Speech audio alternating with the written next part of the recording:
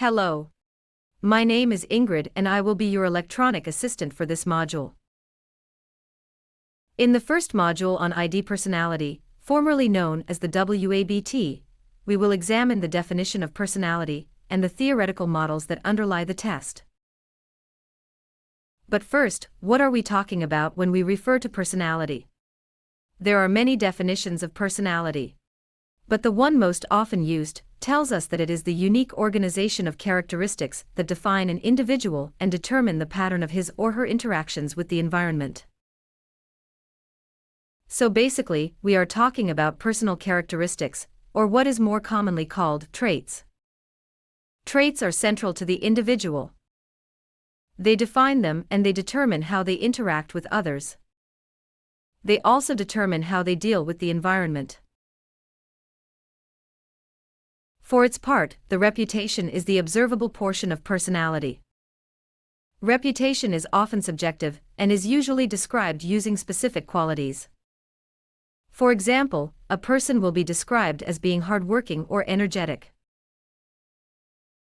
The character is also a term that is often used in place of personality. Character has a moral connotation that is associated with values. For example, we would say that someone has a good character, a bad character, or a strong character. This term is no longer used scientifically. Therefore, as a measurement unit, we will use personality traits to describe people, without attaching any moral connotations to them. Finally, we often talk about the concept of identity. Identity refers to an individual's conception of themselves. In other words, identity is the answer to the big question. Who am I? Identity is often associated with roles that one plays. For example, one would say that I am a mother, a doctor, a leader, and so on. While all of these terms can be used to describe a person, we will stick with the concept of personality. Because this concept is the one that has been researched the most and allows us to fully understand a person. With respect to personality, it has biological underpinnings and is relatively stable over time. We are born with a personality base that then develops through childhood and adolescence and continues into adulthood. The personality is both stable and dynamic. We can also see certain changes taking place in the personality following a shocking event, an accident, a trauma, a bereavement, or any other major situation that has a major impact on the individual. So, personality evolves with the context. However, it is not a day-to-day evolution, but rather something that occurs over a long period of time. For the rest of the training, we will talk about personality, or more specifically, personality traits. A trait is a specific characteristic of the personality. For example, we would talk about sociability, confidence, or stress tolerance. In fact, thousands of traits can be identified, each of them characterizing a person. This is obviously a number that is far too high. It is not possible to understand and describe personality when using hundreds or thousands of different traits. But the fascinating thing about personality traits is that they can be combined to better understand how people act or react to their environment. But how does this work? To understand this, let's take an example. Let's say we have 12 personality traits that are measured by our test. Let's also say that each of these traits is measured by items that have been scientifically developed by psychometric experts, as is the case with the ID personality. How do we interpret these traits? Here, the question one must ask is it possible to group any personality trait under a limited but fundamental number of factors? Good question. What do you think? 3 factors? 5? 10? 25? 100? The answer to this question was given by 2 American researchers named Costa and McCrae. These researchers discovered, through a statistical approach, that human characteristics can be grouped into 5 major factors. And that's why they developed the model that is called the Big Five model. This model states that any number of personality traits can be grouped under extroversion, agreeableness, openness to experience, emotional stability, and conscientiousness. A good personality test will be able to associate the traits it measures to each of the major factors of the Big Five. This is, in fact, one of the psychometric characteristics of the ID personality. We will cover this point in another module. However, just as an example, let's look at how we can combine the traits with the Big Five factors. When we do advanced statistical analyses, we find that persuasion and spontaneity are traits that are associated with extroversion. In turn, helping others, empathy and sociability are part of agreeableness. Creativity and openness, on the other hand, are associated with the openness to experience factor. Independence and risk-taking, meanwhile, are part of emotional stability. Finally, being thorough, logical and methodical are traits that are associated with the conscientiousness aspect. As you can see, when tests are developed in a scientific manner, all of the traits identified at the outset can be grouped under one of the 5 major factors.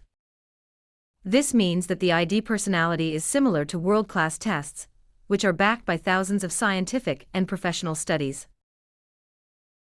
But what is particularly interesting with the ID personality is that it is also possible to combine traits to obtain information related to other popular models of scientific or professional interest.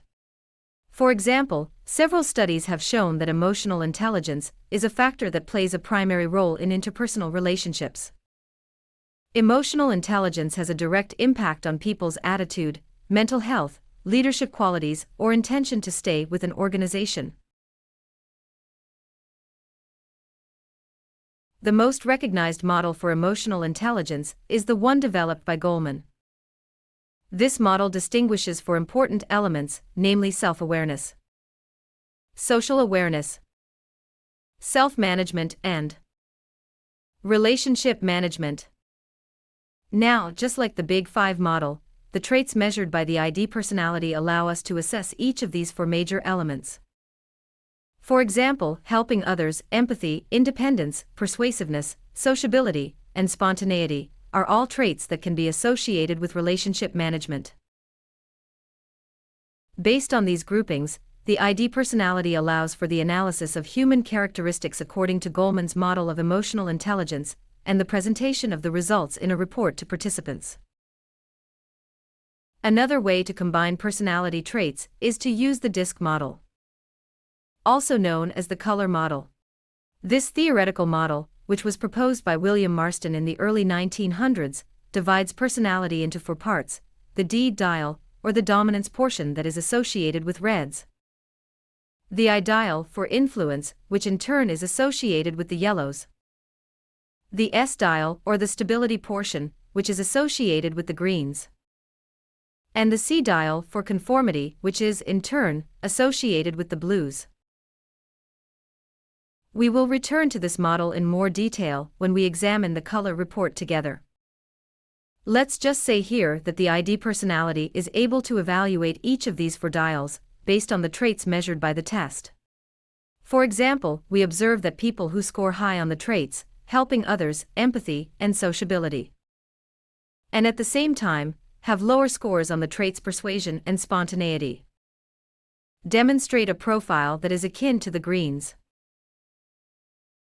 Scientifically, the color model is not as well supported by the results of psychometric studies as the Big Five model or emotional intelligence. However, because it remains a popular model that people like, it can be used in terms of personal development or team management. It is for this reason that the ID personality has created a report presenting the results on the DISC report. Finally, it is possible to combine personality traits based on the competencies associated with a job. What is a competency?